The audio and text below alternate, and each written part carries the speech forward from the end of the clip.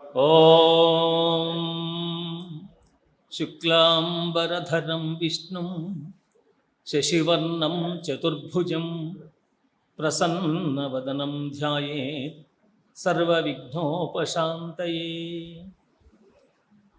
అగజానన పద్మార్కం గజాననమహర్నిశం అనేకదం తం భక్తానాం ఏకదంతముపాస్మహే. శాంతం పద్మాసనస్థం శశిధరమకుటం పంచవక్త్రం త్రినేత్రం శూలం వజ్రం చ ఖడ్గం పరశుమభయదం దక్షభాగే వహంతం నాగం పాశం చ ఘంటాం ప్రళయహుతవహం సంకుశం వామభాగే. నానాలంకారయుక్తం స్ఫటికమణినిభం పార్వతీశం నమామి. శాంతాకారం భుజగశయనం పద్మనాభం సురేశం విశ్వాకారం గగనసదృశం మేఘవర్ణం శుభాంగం లక్ష్మీకాంతం కమలనయనం యోగిహృద్యానగమ్యం వందే విష్ణుం భవభయహరం సర్వలోకైకనాథం లక్ష్మీం క్షీరసముద్రరాజతనయాం శ్రీరంగధామేశ్వరీం దాసీభూతసమస్తదేవవనితాం లోకైకదీపాంకురాం శ్రీమన్మందకటాక్షలబ్ధవిభవద్బ్రహ్మేంద్రగంగాధరాం త్వాం త్రైలోక్యకుటుంబినీం సరసిజాం వందే ముకుందప్రియాం. యా కుందేందుతుషారహారధవళా యా శుభ్రవస్త్రాన్వితా యా వీణావరదండమండితకరా యా శ్వేతపద్మాసనా యా బ్రహ్మాచ్యుతశంకరప్రభృతిభిः దేవైः సదా పూజితా సా మాం పాతు సరస్వతీ భగవతి నిశ్శేషజాడ్యాపహ. యా దేవీ సర్వభూతేషు శక్తిరూపేణ సంస్థితా నమస్తస్యై నమస్తస్యై నమస్తస్యై నమో నమః. మనం మార్కండేయ పురాణంలో ఉన్న కాలపరిధిని బట్టి కొన్ని అంశాలు చెప్పుకుంటూ వస్తున్నాం. సమాజాన్ని చక్కదిద్దడానికి, నైతిక విలువలు అందించడానికి, మన సంస్కృతి ఏమిటో తెలపడానికి, సాంస్కృతిక విలువలు అందించడానికి, ఆధ్యాత్మికత పెంపొందించడానికి, ఇలా మనిషి ఉత్తముడిగా జీవించి చివరకు పరమోత్తముడైన పరమాత్మ దగ్గరికి చేరడానికి జీవితాన్ని ఎలా గడపాలి, ఏం చేయాలి అనేటువంటి అంశాలు తెలుసుకుంటూ ఒక్కొక్క ఇతివృత్తంలో ఒక్కొక్క అంశం తెలుసుకుంటూ వస్తున్నాం.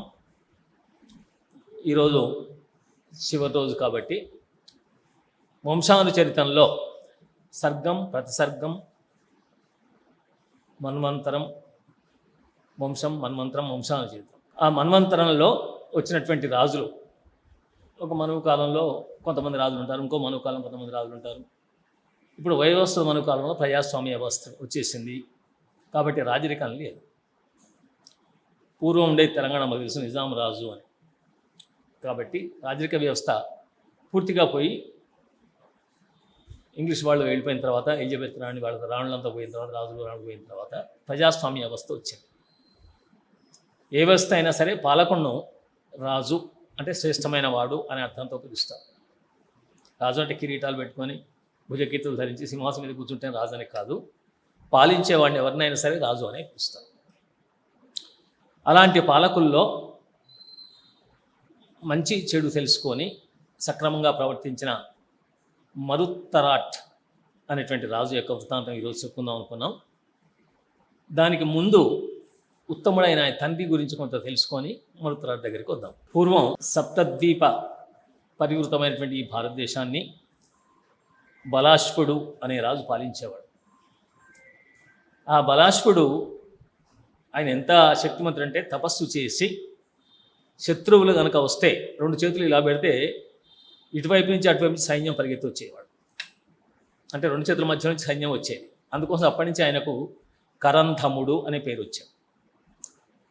కరంధముడు అనేటువంటి ఆ రాజుగారు బలాశ్వుడని పిలవడం మానేశారు. చిన్నప్పుడు పేరు పెట్టే తల్లిదండ్రులు కానీ కరంధముడు అనే ప్రసిద్ధుడయ్యాడు. అలాంటి కరంధముడు వీర్యుడు అనేటువంటి ఒక రాజు స్వయంవరం ప్రకటించగా వెళ్ళి ఆ స్వయంవరంలో వీర అనేటువంటి అమ్మాయిని, వీర్యుని యొక్క కుమార్తె వీరాదేవి, వీర అనేటువంటి ఆవిడను వివాహం చేసుకొని రాజ్యానికి వచ్చి చక్కగా పరిపాలన చేస్తున్నారు. కరంధముని పాలనలో ఎలాంటి ఇబ్బందులు ప్రజలకు లేవు. ఈతి బాధలు అంటారు. ఈతి బాధలు అంటే ప్రకృతిపరమైనవి, వ్యక్తులు కలిగించేవి, తర్వాత పాలకులు కలిగించేవి, తర్వాత పాలకులు కాకుండా వ్యక్తులు కాకుండా కొంతమంది స్వార్థం కోసం దొంగలుగా, హంతకులుగా రకరకాలుగా ఉంటారు.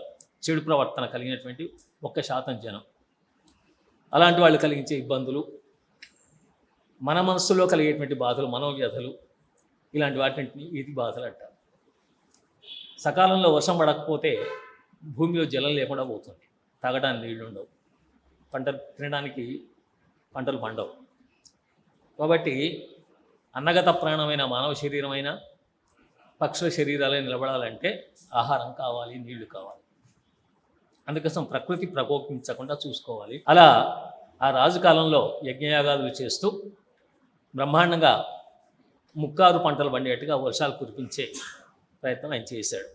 ప్రజలకు కష్టం వస్తే ఆదుకునేవాడు. అలాంటి కరంధముడు వీరాదేవికి కొంతకాలం తర్వాత సంతానం కలిగింది. సంతానం కలిగిన తర్వాత చాలా గొప్ప వ్యక్తి జన్మించాడు మీ గర్భంలో అని చెప్పి జ్యోతిష్యులు, కార్తాంతికులు అంటారు జ్యోతిష్యులు. కృతాన్ని వివరించేవాళ్ళు కార్తాంతికులు, జరగబోయేదని చెప్పేవాళ్ళు. అలాంటి జ్యోతిష్యులంతా వచ్చి, మహారాజా, మీ గర్భంలో జన్మించిన ఈ కుమారుణ్ణి 6 గ్రహాలు చక్కగా చూస్తున్నాయి, ఒక 3 గ్రహాలు మాత్రం సరిగ్గా చూడటం లేదు. అందువల్ల ఇతడు ఉత్తముడైనా కూడా రాజ్యపాలన చేస్తాడో లేదో అనేటువంటి కొన్ని సందేహాలను వెలుగుచ్చి, ఈయన వీక్షితుడు అవీక్షితుడు అని చెప్పి వాళ్ళు అనేస్తారు. సంస్కృతంలో అవీక్షితుడు అంటే చూడబడినవాడు. కొన్ని గ్రహాల చేత చూడబడటం లేదు. అన్ని గ్రహాలు మనం శుభంగా చూస్తే జీవితంలో కష్టాలు ఉండవు, వక్రంగా చూస్తే కొన్ని కష్టాలు వస్తాయి. కాబట్టి ఈ గ్రహచారం అనేది మనిషి యొక్క జీవితంలో ఒడిదొడుకులు చేస్తుంది. మనిషి జీవితంలో జ్యోతిశాస్త్రం బాగా తెలిసిన అయితే కరెక్ట్గా చెప్పగలుగుతారు.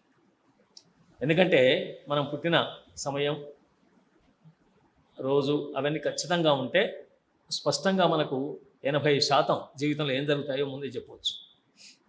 అలాంటి జ్యోతిష్యులు ఇప్పుడు ఉన్నారని అనుకోను. ఇప్పుడు అంతా వ్యాపారస్తులు అయిపోయారు కాబట్టి జ్యోతిష్యులు కూడా అలాంటి జ్యోతిష్యులు ఉన్నారని చెప్పి అనుకోను. ఎక్కడ ఉంటే అక్కడ 2 మహానుభావులు ఉంటే ఉండొచ్చు, వాళ్ళకి నమస్కారం. సరే, జ్యోతిషాస్త్ర ప్రకారంగా ఈయన అవీక్షితుడు అని 4 సార్లు అనేసరికి రాజుగారి ఆ పేరు బాగానే ఉందనుకొని ఆయనకు అవీక్షితుడు అనే పేరు పెట్టేశాడు. కరంధమ వీరాదేవిల కుమారుడు అవీక్షితుడు. ఆ పిల్లవాడు చిన్నప్పటి నుంచి మంచి సద్బుద్ధి కలిగి చక్కగా పెరుగుతున్నాడు. తల్లిదండ్రులు కూడా బాగా పోషిస్తున్నారు. కణ్వుడు అనేటువంటి ఋషి కుమారుడు ఒక ఆయన ఉన్నాడు. ఆయన ఆశ్రమం ఏర్పాటు చేసుకొని విద్యార్థులకు విద్యాబోధ చేస్తున్నాడు. వేదం నేర్చుకున్న వాళ్ళకు వేదం, శాస్త్రాలు నేర్చుకున్న వాళ్ళకి శాస్త్రాలు, పురాణాలు నేర్చుకున్న వాళ్ళకి పురాణాలు, లౌకిక జ్ఞానం కావాల్సిన లౌకిక జ్ఞానం, ఈ అస్త్రశస్త్ర విద్యలు నేర్చుకునే వాళ్లకు ఆ విద్యలు, వృత్తిపరమైన విద్యలు కాబట్టి వృత్తిపరమైన విద్యలు ఏదంటే అది నేర్పించడానికి ఆయన దగ్గర ఆశ్రమంలో గురువులను ఏర్పాటు చేశాడు. ఆ కణ్వుని శిష్యుడు స్వయంగా ఈ రాజకుమారుడికి అవీక్షుడికి బ్రహ్మాండమైన అస్త్రాలను బోధించాడు. శస్త్రం గురి చూసి కొట్టేది చెప్పుకున్నాం, మళ్ళీ ఒకసారి చెప్పుకుంటున్నాం. అస్త్రం అంటే మంత్రపూర్వకంగా ప్రయోగించేది. ఆయన చాలా వాటిని ఉపదేశించాడు. ఆయన ఈ అవీక్షితుడు అస్త్ర సంపన్నుడయ్యాడు, బాగా శక్తి వచ్చేసింది. అలాంటి ఈ అవీక్షితుడు యవ్వనంలో ప్రవేశించాడు. ఆ కాలంలో రాజులు సామాన్యంగా స్వయంవరంలోనే వివాహం ఆడుతుండేవాడు. స్వయంవరం మనకు తెలుసు, సీతా స్వయంవరం, ద్రౌపది స్వయంవరం, ఇవన్నీ విన్నాం మనం, బాగా ప్రసిద్ధమైన కథ. అలాగే రాజులు కూడా స్వయంవరంలో తనకు నచ్చిన అమ్మాయిని ఎన్నుకునేవాడు. తండ్రి కూడా స్వయంవరం ప్రకటించేవాడు. ఈమె వీర్యశుల్క అని చెప్పేవాడు. వీర్యశుల్క అంటే ఎవరు వీరుడో వాళ్ళు వివాహం చేసుకోవచ్చు అని. అమ్మాయికి నచ్చాలి, అబ్బాయికి నచ్చాలి, నచ్చకపోతే కాదవచ్చు, ఇబ్బంది ఏమి ఉండదు. అలా స్వయంవరంలో వివాహం ఆడేటువంటి పరిస్థితి ఆనాడు ఉండేది. కాబట్టి ఈ అవీక్షితుడు ఒకసారి విశాల రాజు అంటారు ఆయన్ను. ఆ విశాలరాజు కూతురు వైశాలి ఆమె పేరు. ఆ వైశాలి అనే ఆమెకు స్వయంవరాన్ని ప్రకటిద్దాం అనుకున్నాడు. ఆమె చక్కని చుక్క, చాలా మంచి అందగత్తే, యవ్వనంలో ఉంది, బాగా చదువుకుంది. ఈ రాజరికమైన వ్యవస్థలో ఉండే విషయాలన్నీ ఆమెకు తెలుసు. అందుకోసం ఆమె స్వయంవరాన్ని ప్రకటించి దేశంలో ఉన్న రాకుమారులంతా కూడా, అవివాహితుల రాకుమారులంతా కూడా స్వయంవరానికి రావడానికి ప్రకటన చేశారు. ఆ ప్రకటనతో చాలామంది రాకుమారులు వచ్చారు. సహజం అది. నేను చేసుకుంటాను కోరిక ఆనాడు ఉండేదంటే అలా గెలిస్తే వీళ్ళు పరాక్రమవంతుడనే ముద్ర కూడా పడేది స్వయంవరంలో పెళ్లి చేసుకుంటే. అవీక్షితుడు కూడా అక్కడికి వెళ్ళాడు. కానీ పరిచయం చేస్తారు ముందు, ఈ రాజకుమారుడు ఈ దేశానికి రాజు, ఈయన ఇంత చదువుకున్నాడు, ఇంత వీరుడు అని చెప్పి పరిచయం చేస్తారు మామూలుగా అమ్మాయికి. అలా పరిచయాలు అయిపోయిన తర్వాత అందరినీ వీరుడని పరిచయం చేస్తారు, అవీక్షితుడు కూడా మహావీరుడని పరిచయం చేస్తారు. కానీ ఆమె ఎందుకో ఈ అవీక్షితుడిని నేను వివాహం ఆడను అని చెప్పేసి, అవీక్షితుడేమో తామని వివాహం ఆడదామని వెళ్ళాడు, ఆమెమో నేను వివాహం ఆడనని చెప్పి. అలా అవీక్షితుడు ఆమెను పెళ్లి చేసుకోను అనేసరికి మిగతా రాజులంతా ఆమె ఇష్టపడటం లేదు, ఇదన్నీ కూడా వద్దని చెప్పేసి. మరి ఎవరు చేసుకుంటుంది? ఎవరు ఇష్టం లేకపోతే స్వయంవరానికి ఆశ అవుతుంది. అక్కడున్న పండితులు, ధర్మాధికారులు, జ్యోతిష్యులు వాళ్ళంతా కూడా ఈ ముహూర్తానికి ఆటంకాలు కలిగాయి కాబట్టి ప్రస్తుతానికి దీన్ని ఆపేద్దాం అని చెప్పేసి అన్నారు. అంటే అవీక్షితుడు ఊరుకోలేదు, ఆపేసి మళ్ళీ స్వయంవరం ప్రకటిద్దాం అనుకున్నారు. మళ్ళీ స్వయం ప్రకటిద్దామని వాళ్ళు చర్చించుకుంటుండగానే ఈ అవీక్షితుడు అశ్వం మీద, గుర్రం మీద వెళ్ళాడు కాబట్టి మళ్ళీ బయటకు వచ్చి ఆ గుర్రాన్ని తీసుకొని అమ్మాయిని లాక్కొని గుర్రం మీద కూర్చోబెట్టుకొని తీసుకొని వెళ్ళిపోతున్నాడు.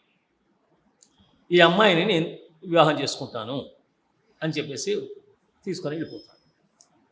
అలా వెళ్ళిపోతుంటే మిగతా రాకుమారులతో చూశారు, ఇదేంటిది, అమ్మాయి చేసుకున్న తర్వాత కూడా తీసుకెళ్తున్నాడు, ఇది బలాత్కారం కదా అని చెప్పేసి అందరూ కలిసి కూడవలుకొని వీడి మీద దాడి చేద్దామని చెప్పేసి సిద్ధమయ్యారు. వాళ్ళకి సంబంధించిన సైన్యాలు తెచ్చుకొని ఉంటారు. అంతా కలిసి ఇతని మీద వీక్షితుల మీద దాడి చేస్తారు. దాడి చేసి అతడు కూడా బాగా ఎదుర్కొన్నాడు, మంచి పరాక్రమవంతుడు, దాంట్లో అనుమానం ఏం లేదు. అస్త్రాలు శస్త్రాలన్నీ బాగా ప్రయోగించాడు, చాలాసేపు యుద్ధం చేశాడు. ఎంతసేపు యుద్ధం చేసినా కూడా వీళ్ళు వంచనతోనైనా సరే వాడిని బంధించాలి అనుకున్నారు. వంచన అంటే మోసం చేసైనా సరే బంధించాలనుకున్నారు. అలా బంధించాలనుకున్నటువంటి రాకుమారులో వాడు వెనకంచి వచ్చేసి ఆయన ధనుస్సును విరగొట్టాడు. వాడు వచ్చేస్తే గుర్రాన్ని పొడి చేశాడు. ఇలా రకరకాలుగా ఇబ్బందులు పెట్టేసరికి కింద పడిపోయాడు. కింద పడిపోగానే బంధించేశాడు.